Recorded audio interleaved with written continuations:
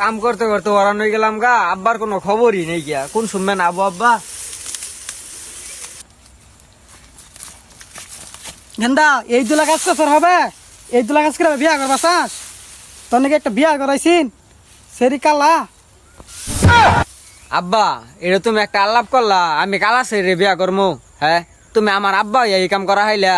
ওই কালা শরীরে আমি বিয়া করবো, সুন্দর সুন্দর বিয়ার করায়, তারপর আমি বিয়া করি না, আর তুমি কইতেছো যে কালা শরীর নাকি আমি বিয়া করবো? হ্যাঁ, একটা আলাপ করলা।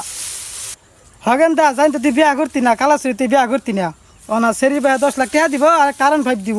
তাহলে তুই তো বিয়া করতি না কই দিক আমি।